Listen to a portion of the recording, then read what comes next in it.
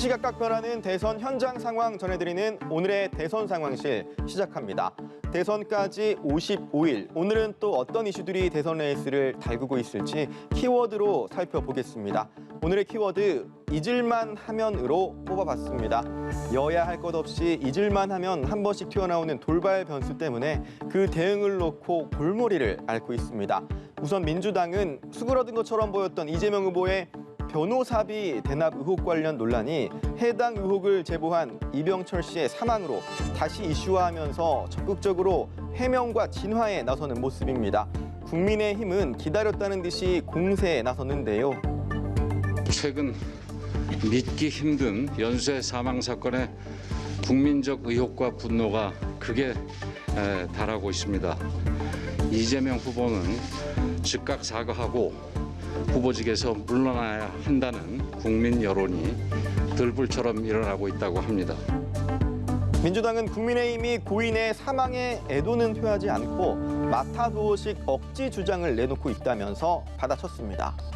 고인이 이미 변호사비 대납 주장에 대해서 진술서를 통해서 지어낸 말이다라고 밝힌 바 있는데도 개인의 슬픈 이 죽음도 정쟁에 도움이 된다면 흑색 선전에 이용하는 이 국민의힘.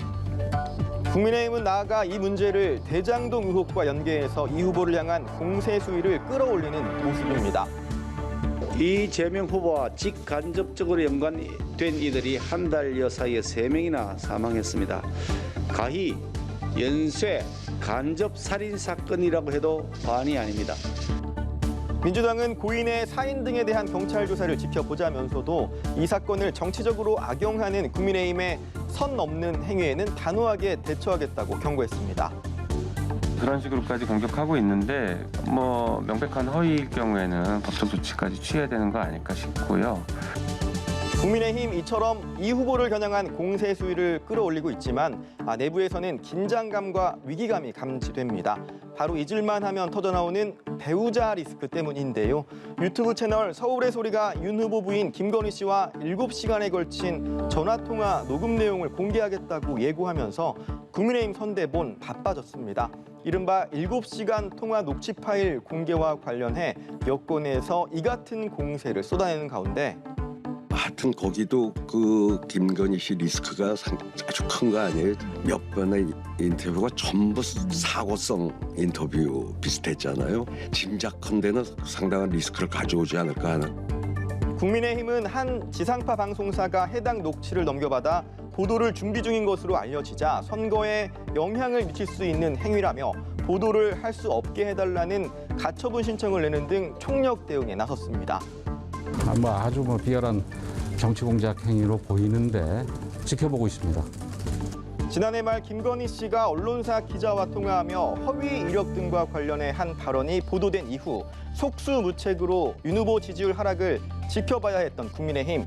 7시간 녹취 공개가 겨우 하락세가 멈춰선 듯한 윤 후보 지지율에 또다시 악영향을 미치지 않을까 전전긍긍하는 모습입니다. 이어서 민심 상황판으로 이동해 오늘 나온 여론조사 결과 보겠습니다. 4개 여론조사 업체가 공동으로 실시한 전국 지표조사 결과입니다. 이재명 후보 37%, 윤석열 후보 28%, 심상정 후보 3%, 안철수 후보 14%로 집계됐습니다. NBS 조사상으로는 국민의힘 윤석열 후보와 이준석 대표 간 봉합 이후 처음으로 이뤄진 조사였기 때문에 윤 후보 지지율 변동에 이목이 쏠렸었는데 지지율 추이를 보면 이 후보는 지지율이 1%포인트 오른 반면 윤 후보는 변동이 없었던 것으로 나타났습니다. 국민의힘은 최근 안철수 후보 지지율 상승은 윤 후보와 이 대표 간 갈등 국면에서 빚어진 반사이익 덕분이라고 풀이하면서 갈등이 봉합된 만큼 2030 세대 등 빠져나간 지지층이 다시 윤 후보에게로 돌아올 것이라고 주장했는데요. 꼭 그렇지만은 않았습니다. 윤 후보 지지율은 움직임이 없었지만 안 후보 지지율은 2%포인트 오른 것으로 나타났습니다. 조금 더 세부적으로 연령별 지지율도 보겠습니다. 20대와 30대에서 윤 후보 지지율은 지난주에 비해 오르기는 했습니다. 하지만 이번 조사에서는 70대 이상에서 이 후보의 지지율이 30%에 육박한 반면 윤 후보의 지지율은 10%포인트 넘게 빠진 점이 특징적입니다. 이번 조사에선 이재명, 윤석열 후보의 지지율 추이만큼이나 눈에 띄는 다른 결과도 있었습니다. 윤 후보의 지지율 변동이 없었던 가운데 앞선 조사 때 뒤집혔던 국정안정론과 정권심판론 수치가 이번 주 또다시 뒤바뀌었다는 점입니다. 정권 교체에 대한 욕구가 높아짐에도 불구하고 이것이 온전히 윤석열 후보 쪽으로 가지 않고 오히려 안철수 후보 쪽으로 일정 부분 좀 흡수되는 모양새를 보이고 있습니다. 이번 주 여러 여론조사 결과들이 발표되고 있는 가운데 그 결과도 해석도 다양하게 나오고 있는데요. 민심 동향은 내일 발표될 예정인 한국갤럽의 여론조사 결과까지도 보시고 종합적으로 판단해 보시면 좋을 것 같습니다. 대선 55일 앞둔 현장 상황 오늘은 여기까지 짚어보겠습니다. 생생한 대선 레이스 상황은 내일 또 이어서 전해드리겠습니다. 지금까지 대선 상황실이었습니다.